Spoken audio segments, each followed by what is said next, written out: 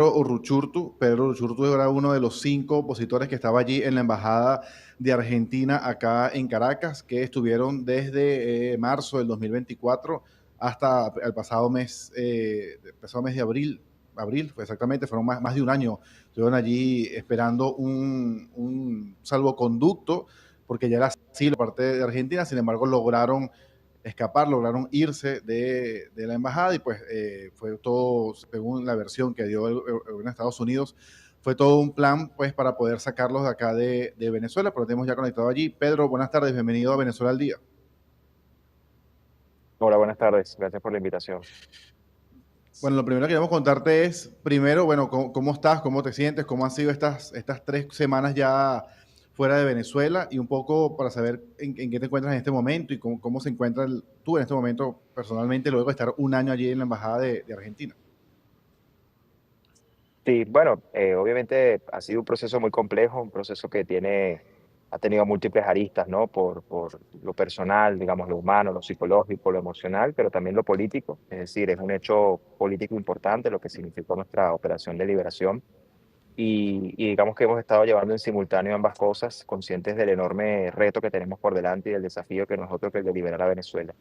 Obviamente, nosotros estamos ya cada uno cumpliendo responsabilidades, nuestras responsabilidades que fueron las mismas que llevamos a cabo durante el periodo que fue posible hacerlo desde la embajada y que no fue otro que, bueno, gestionar una campaña electoral y ganar esa elección como fue la del 28 de julio del 2024.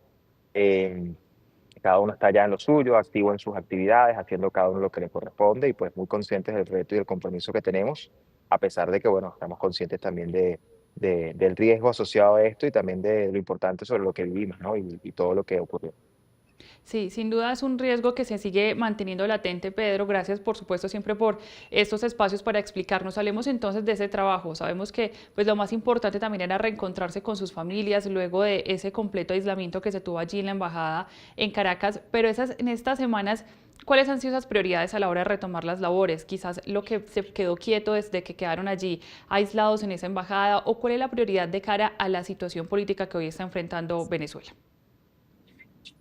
Sí, bueno, en mi caso, obviamente, al estar al frente de las relaciones internacionales de la oficina de María Corina Machado y Edmundo González Urrutia, pues bueno, hemos estado desde nuestra salida y desde que pues, se hizo público nuestra operación de rescate, hemos estado trabajando arduamente en todo lo que tiene que ver con los contactos internacionales, en todo lo que tiene que ver con articulación con actores internacionales, estrategia, partiendo además de una realidad, que es que hoy, que algo sostiene al régimen en Venezuela, es precisamente el aparato represivo, ¿no? Y algo de lo que tenemos que precisamente aprovechar es de debilitar. Hemos visto acciones concretas de la comunidad internacional en ese sentido, y en eso hemos estado trabajando arduamente, además de, por supuesto, denunciar nuestra situación, la de los más de 1.000 presos políticos que existen en Venezuela, la violación de los derechos humanos. Entonces, ha sido un trabajo importante, digamos, de comunicación permanente con aliados internacionales, de, digamos, mostrar y actualizar sobre lo que está pasando en Venezuela y sobre todo, lo más importante, explicar la oportunidad que tenemos por delante de recuperar la libertad si se hacen las cosas que creemos que ya algunas se están haciendo, pero que en las cuales hay que avanzar y que pasan por debilitar el aparato represivo del régimen y además, bueno, hacer valer el resultado del 28 de julio por medio de toda la presión necesaria dentro y fuera del país. Seguimos trabajando arduamente en eso, es nuestro compromiso, es nuestro propósito, no es fácil, desde luego. Como ustedes saben, la situación en Venezuela es altamente compleja, el escenario de represión pues, es creciente. Sin embargo, nosotros estamos plenamente conscientes de la oportunidad que tenemos y del reto que tenemos por delante y sobre todo del compromiso y estamos en eso día tras día sin parar. Eh, Además, buscando que finalmente en Venezuela haya justicia como es parte de uno de nuestros principales objetivos, además de la libertad. Sí, Pedro, sabemos que ustedes no pueden dar mayores detalles de lo que fue la operación como tal de rescate, como tú la llamas, pero sí quería preguntarte, ¿todos estuvieron al tanto siempre de lo que estaba ocurriendo desde un principio, cuando pues diseñaron, idearon todo lo que estaba pasando? ¿Todos eran informados al mismo tiempo de lo que estaba pasando? No, bueno, en realidad nosotros estábamos conscientes de la situación que estábamos viviendo. Era una situación altamente compleja, riesgosa. Sabíamos que una operación de este tipo implicaba un riesgo importante para nuestras vidas, pero ese riesgo jamás iba a ser mayor que el que estábamos corriendo dentro de la propia embajada. Y eso, por supuesto, nos hizo entender que había que buscar una solución que nos permitiera estar allí, en el entendido de que el régimen se había negado y se negó hasta el último minuto a otorgarnos los salvoconductos, que fue nuestra exigencia desde el primer día, eh, desde que entramos a esa embajada. Así que obviamente fue un proceso muy complejo, un proceso que también, digamos, su ejecución fue muy sencillamente, cuando estuvo listo, pues sencillamente se dio y dimos ese paso hacia adelante, que significaba. Sí, un paso muy importante porque como tú lo mencionas, Pedro, pues era más el riesgo que se estaba corriendo estando allá con todas, digamos, las falta de condiciones por parte del régimen de Nicolás Maduro. ¿Cómo fue entonces ese trabajo? Nos mencionabas que nunca pararon, pese a las limitaciones en materia de comunicaciones, de atención de salud, nunca pararon. Digamos, ¿cómo fue esa convivencia estando allí en la embajada que ahora ustedes logran rescatar sin duda para seguir teniendo como base en la lucha por recuperar la democracia en Venezuela? ¿Qué fue lo que, digamos, más duro vivieron mientras estuvieron allí en la embajada completamente aislados?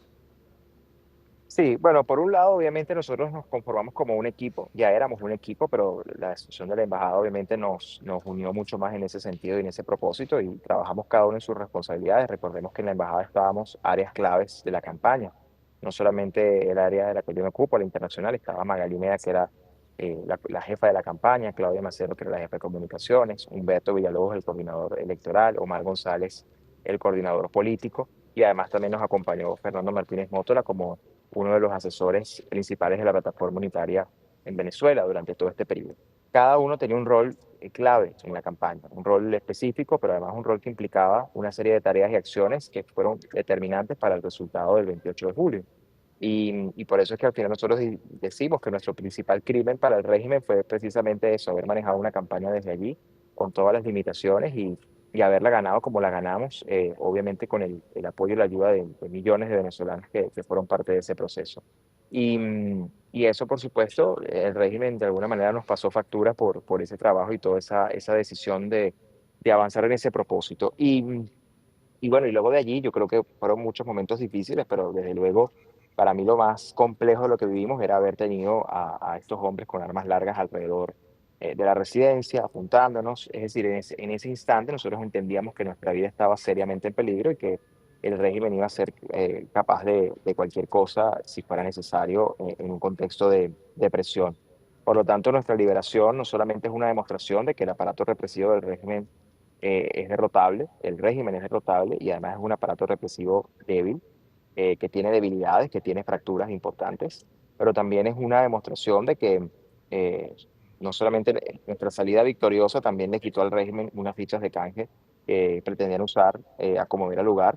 Y por eso ahora nuestro propósito, como les decía, es procurar que eso se traduzca en la libertad de Venezuela y la liberación además de todos nuestros compañeros y que hoy están secuestrados por la tiranía. Y a eso le agrego además, como lo decía al principio, eso implica que cada uno de nosotros en sus áreas está trabajando arduamente en establecer los contactos, en conversar con aliados, en fijar estrategias y acciones concretas de presión en el entendido de que hoy Venezuela está secuestrada por un régimen criminal al cual tenemos que definitivamente sacar del poder y eso pasa por obviamente una alineación de esfuerzos y de un liderazgo sólido que se enrumbe hacia esa dirección y estamos convencidos de que lo estamos logrando, obviamente con una complejidad, una altísima complejidad, pero obviamente está la oportunidad allí porque la inmensa mayoría de los venezolanos nos respaldan. Pedro, ustedes estuvieron allí en la embajada 13 meses, poco más de un año, pero creo que sin duda después del 28 de julio, cuando rompen relaciones Venezuela y Argentina, se vuelve un poco todo más complicado dentro de la embajada. ¿Qué fue lo más complicado? Ustedes han denunciado el tema de luz, el tema de agua, funcionarios en partes elevadas de la casa, un momento que vieron armas incluso, pero de todas esas situaciones, ¿cuál fue sin duda la más complicada? ¿Y tuvieron temor de que un momento entraran a la embajada como tal? Sí, yo creo que el tema de que entraran siempre estuvo allí, ¿no? Y sobre todo a partir del 28 de julio, del 29 de julio, con el primer asedio, estaba clarísimo que el régimen iba a ser capaz de lo que tuvieran que hacer. Nosotros incluso nunca dudamos que podían entrar. Siempre teníamos muy presente que entrar era una posibilidad. Nuestra duda era si entraban, qué iban a hacer, ¿no? Contra nosotros, cuál era nuestro destino. Porque bueno, el contexto era muy complejo. Y de esos meses, 14 para ser exactos, lo más complejo fue, sin duda alguna, los últimos 5 meses, ¿no? Sin electricidad, sin agua, sin todo lo que fue la falta de acceso a servicios básicos, a comida, en fin, era un asedio que no solamente era rodearnos, sino que pasaba también por ir secándonos progresivamente, ir quitándonos progresivamente todo, de manera que a fuego lento, por decirlo así, eso se tradujera eventualmente en una entrega de nuestra parte, o bueno, la necesidad de parte del régimen de entrar. Ellos evidentemente buscaban eso, y sin embargo nosotros fuimos muy claros en nuestra decisión como grupo, que fue resistir hasta el último día, porque entendíamos la importancia de nuestra tarea y nuestra responsabilidad. Sí, sin duda resistir y más allá con esas intimidaciones, Pedro. Desde que ustedes son rescatados en esta operación, desde que se confirma que ustedes ya están en territorio de Estados Unidos a la fecha, ya sea ustedes o algunos miembros de sus familias o de su mismo equipo, ¿ha vuelto a recibir alguna intimidación por parte del régimen de Nicolás Maduro, alguna amenaza con tal de que no continúen en ese trabajo que ustedes muy juiciosamente están manteniendo a la fecha? Bueno, el régimen siempre tiene mecanismos de presión y de intimidación. Después de nuestra salida, ustedes lo habrán visto, el régimen ingresó a la casa de Magalinea y de su mamá. Lo mismo pasó con la casa de Humberto Villalobos. En nuestros casos siempre, digamos, están permanentemente amenazando, usan los canales públicos, los medios estatales para amedrentar, amenazar, nombrarnos, señalarnos. Eso es algo permanente, no es algo nuevo, no es solo algo contra nosotros, es un patrón generalizado contra todos aquellos que nos oponemos y estamos en resistencia frente a este régimen y es parte de su naturaleza, ¿no?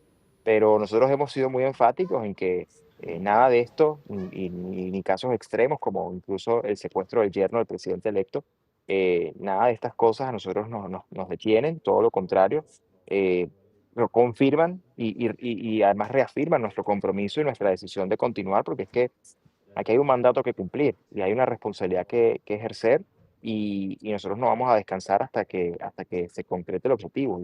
Y mucha gente podrá pensar que ya haber salido de la embajada implica un descanso, implica la posibilidad de estar más tranquilos y evidentemente sí hay un componente de alivio en lo que respecta a las condiciones objetivas, ¿no? Materiales, físicas, en comparación con las que nos encontrábamos. Pero al mismo tiempo, lejos de eso, pues estamos bastante lejos de descansar porque tenemos una tarea y una misión muy concreta. Sí, justamente, pero te quería preguntar en lo personal, ¿cómo te sientes hoy día? ¿Puedes caminar por una ciudad? ¿Tienes electricidad? ¿Tienes agua? ¿Cómo fue esta experiencia, estos 14 meses? ¿Cómo te impactaron y cómo te sientes ahora luego de esa experiencia de más de un año allí en la embajada, con todas estas carencias que te enumero y otras más seguramente que no han detallado? Sí, bueno, yo creo que hay mucha fortaleza en el espíritu, en la mente. Creo que eso es clave para este proceso y esta etapa de lucha. Obviamente, sí, poder caminar con cierta tranquilidad en una calle, poder respirar aire libre es algo que siempre genera satisfacción y obviamente genera tranquilidad, pero la realidad es que al mismo tiempo hay un sentimiento de enorme responsabilidad, se los confieso, ¿no? Es un tema, un compromiso, es como saber que todavía estamos lejos de ser plenamente libres hasta que el país no sea libre, y eso es parte de lo que a nosotros nos mueve. Em, yo creo que este proceso para todos fue un gran proceso de aprendizaje desde todo punto de vista. Creo que cada uno asumió esto con mucha entereza, con mucha valentía, pero también con mucha claridad de los riesgos, pero sabiendo que no había otra opción. Y creo que esto a todos nosotros nos ha forjado el carácter y nos ha forjado también, digamos, la energía para continuar, porque entendemos lo que está en juego y bueno, ha sido un proceso, ¿no? Estos no son procesos rápidos, al final esto no fue otra cosa, no fue nada distinto a un secuestro, fue un secuestro además con violencia y uso de violencia psicológica, tortura psicológica, y eso es parte de un proceso que también cada uno individualmente tiene que superar y estamos cada uno en eso, pero eso no nos detiene en nuestra tarea y nuestro compromiso, así que ahí estamos firmes. Claro que sí, seguir firmes. Pedro, tu trabajo, digamos, es ese enlace internacional. Desde que retomaste oficialmente las labores luego de salir de este secuestro allí en la embajada, ¿cuál ha sido la respuesta que han encontrado? El 28 de julio, después de esas elecciones robadas, vimos muchas reacciones internacionales, pero hoy en día, cuando ya pasa el tiempo, cuando ya deja de ser como la noticia del día en los titulares, ¿cuál es ese verdadero apoyo, digamos, internacional que ustedes han recibido, en este caso desde la oposición y desde todo el equipo de María Corina Machado? Bueno, yo creo que hay muchísimo apoyo. Yo creo que la comunidad internacional además está muy clara sobre lo que estamos enfrentando. Evidentemente ven con incluso asombro nuestra operación, más entienden lo que significa este tipo de fisuras en una estructura represiva como la del régimen. Y hoy la verdad es que la actitud de nuestros aliados internacionales es constructiva en el sentido de, bueno, qué hay que hacer, cómo lo elaboramos, qué tareas concretas podemos hacer, cómo presionamos más para precisamente debilitar todo este esquema represivo que tanto dolor y tanto daño le está causando a los venezolanos, cómo avanzamos en una estrategia integral que permita alcanzar la transición y hacer valer el mandato del 28 de julio. Yo creo que hay una posición muy firme de la comunidad internacional, creo que hay una determinación de ayudar. Creo que hay muchísima claridad sobre lo que estamos enfrentando y eso es clave. Yo siento que nuestros aliados se han mantenido, incluso hay nuevos aliados y creo que cada vez entienden más sobre nuestra lucha, lo que estamos haciendo y sobre la importancia además yo lo he descrito así, la urgencia, ¿no? Eh, de que esto se dé rápido, salga bien, porque hay vidas en juego, hay gente sufriendo. Y esto al final no puede postergarse más, no puede alargarse más.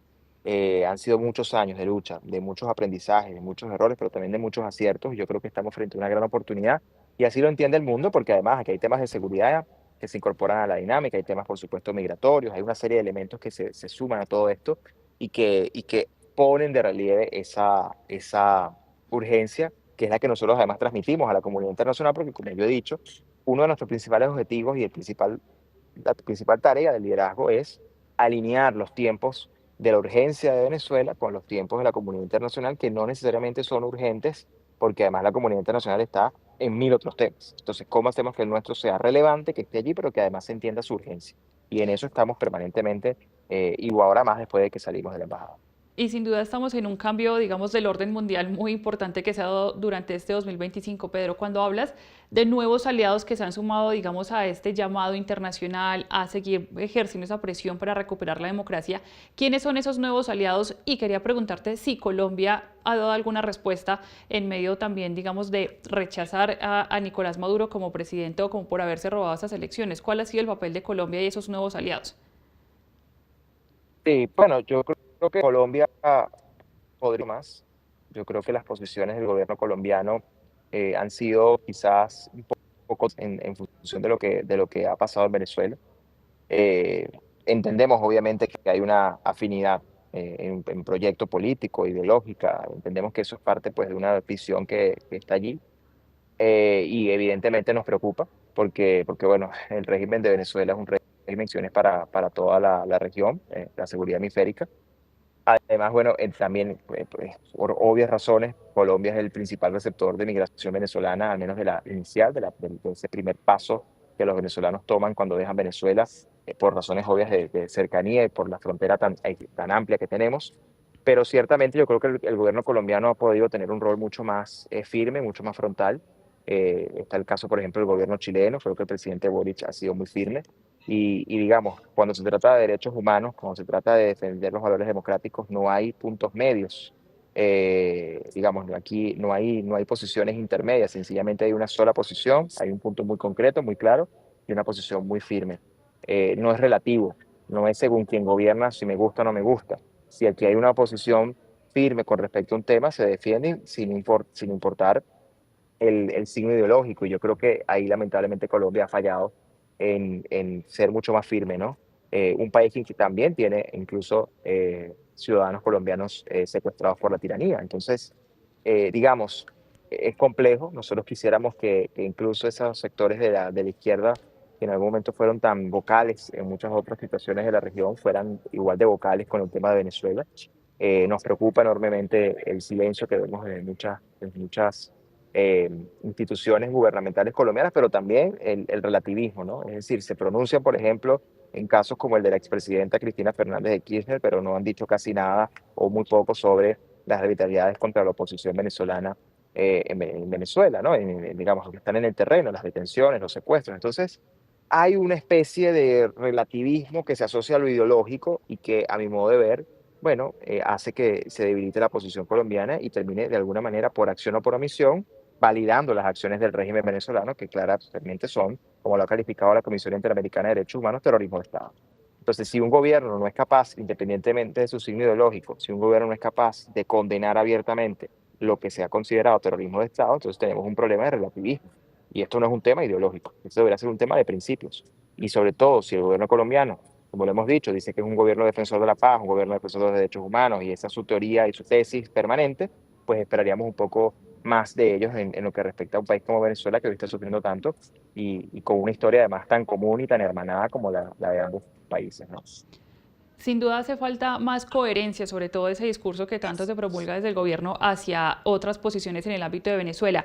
Mencionabas también, Pedro, de que, digamos, estas acciones internacionales toman tiempo, pero quizás tiempo ya no es lo que hay tanto, porque hay muchos detenidos, muchas familias esperando por saber de sus familiares precisamente que han sido detenidos por hacer cualquier tipo de oposición.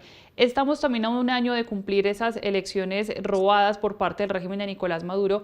¿Hay posibilidad todavía de hablar de una transición, como se mencionó en ese momento, digamos, para hacer algo mucho, digamos, no tan fuerte, sino validar efectivamente lo que se eligió en las urnas ese 28 de julio? Digamos, este proceso de transición todavía daría espacio de acuerdo a la situación actual que se vive hoy en Venezuela? Bueno, eso depende de nosotros y es lo que estamos haciendo. Es decir, sabemos que hay mucha gente interesada en pasar la página y no habla de transición. Pero nosotros estamos clarísimos de que la transición no solamente es posible, sino que es lo que hay que hacer, es un deber y estamos trabajando en eso. Y por eso todo lo que estamos haciendo a través de nuestros aliados y a través de todo el trabajo internacional, pero también la organización interna, en fin, todo lo que estamos alineando a través del liderazgo de María Corina Machado y obviamente el presidente electo del mundo, González Urrutia, porque entendemos la oportunidad que tenemos por delante y somos nosotros quienes tenemos que hacer valer el mandato del 28 de julio, que hay mucha gente interesada en que se pase la página, pero para nosotros no solamente es un deber defender ese mandato, sino convertirlo efectivamente en una transición y en eso estamos trabajando todos los días. Pedro, en el caso de ustedes, mientras estuvieron en la embajada allí en Argentina, ¿ustedes creen o crees tú que la diplomacia estuvo a la altura de lo que ustedes esperaban o no hicieron caso a las alarmas que ustedes constantemente pues, emitían desde allí? Mira, yo creo que el cuerpo diplomático, volvemos a lo mismo, ¿no? Uno entiende el contexto, entiende el terreno, entiende que la situación es compleja, que es un régimen hostil, todo eso lo sabemos, eso todo lo entendemos, pero yo creo que la diplomacia pudo haber hecho más en nuestro caso. El cuerpo diplomático pudo haber hecho más, pudo haber estado más presente, pudo haber intentado hacer más cosas. Lamentablemente, bueno, yo he dicho que a veces la diplomacia llega cuando ya es muy tarde, ese fue un poco nuestro caso.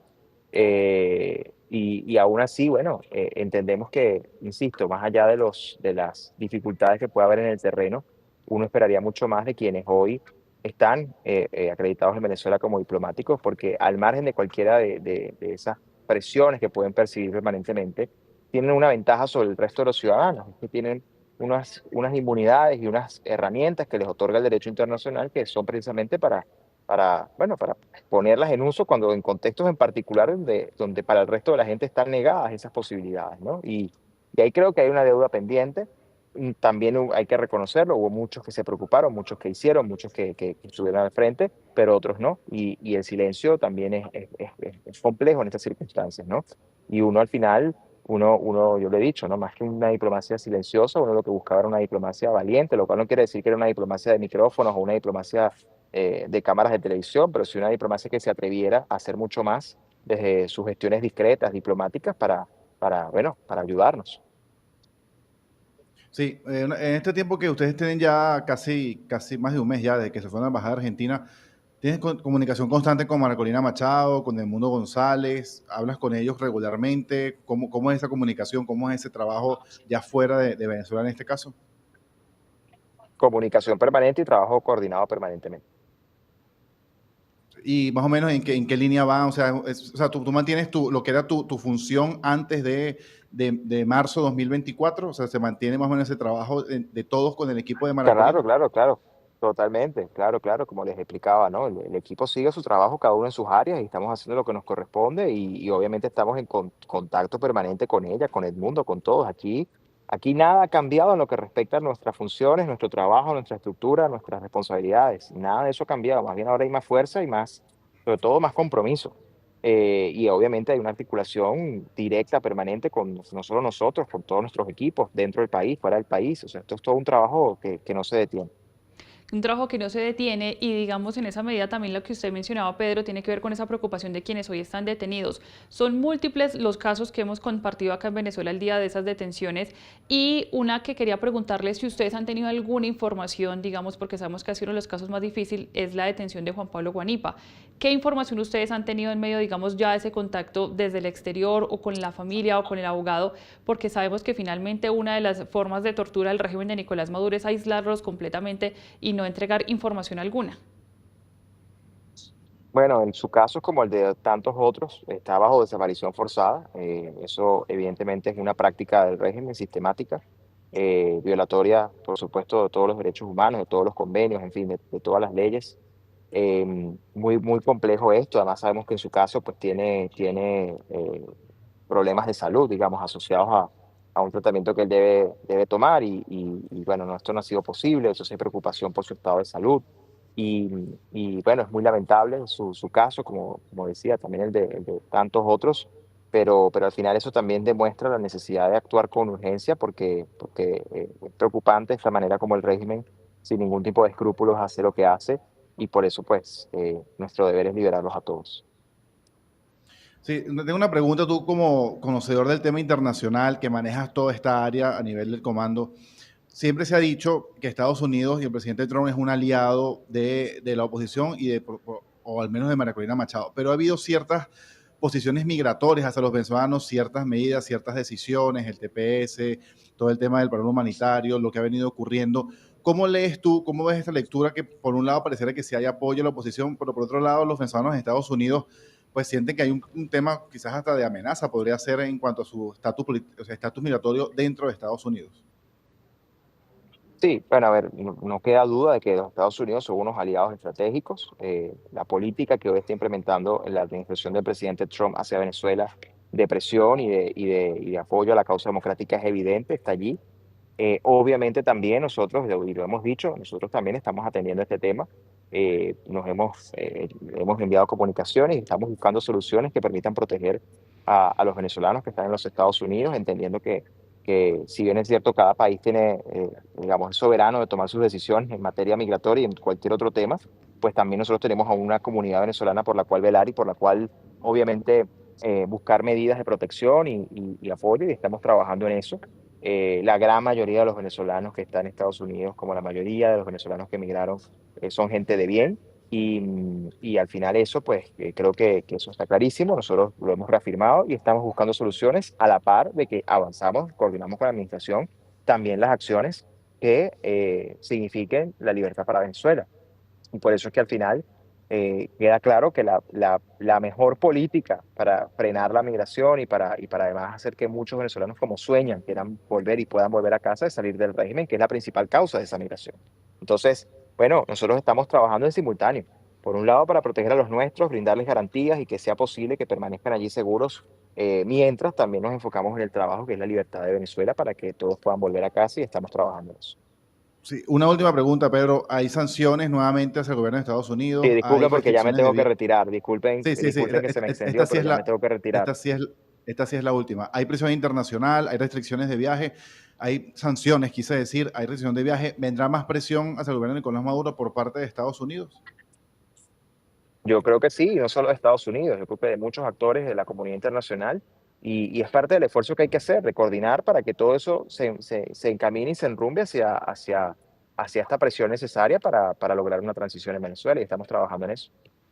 Sin duda un trabajo muy importante, Pedro. Muchísimas gracias por acompañarnos acá en Venezuela al Día, por todo el tiempo y las puertas y los micrófonos siempre abiertos para seguir transmitiendo ese mensaje que se va a mantener el trabajo desde la oposición. Gracias de nuevo por acompañarnos. Gracias a ustedes.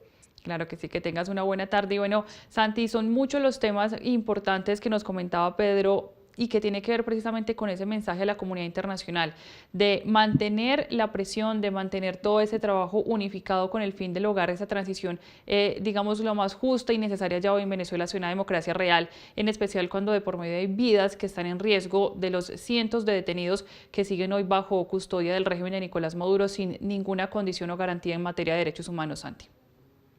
No, y que él nos decía pues que ellos siguen trabajando igual, que ellos siguen pues manteniéndose en equipo con Marcolina Machado, que siguen trabajando desde esa oposición, que ellos él decía ahí quizás un dato clave, que ellos entre marzo de 2024, cuando entraron a la embajada, hasta julio de 2024, cuando hubo la elección, ellos mantuvieron su trabajo como si estuviesen fuera de la embajada, y decía él, y puede ser, y no tiene por qué no ser cierto, que eso quizás fue lo que más molestó al gobierno de Nicolás Maduro, que ellos siguieran trabajando en pro de la campaña electoral de aquel momento, que era a favor del Mundo González Urrutia, y todo el tema pues, de comunicaciones, todo el tema electoral, todo el tema internacional, y luego, obviamente, luego del rompimiento de relaciones con Argentina, pues vino toda esta presión por parte del gobierno, y finalmente pues la salida de ellos, o el rescate, como ellos lo llaman, pero que ellos no dejaron de trabajar, y que aún mantienen ese trabajo y esa comunicación constante con Marcolini y todo el equipo, además del Mundo González Urrutia. Solo, pues, como siempre decimos, pues hasta ahora, pues mantener ese trabajo no ha pasado de allí, como dicen ellos, ¿no?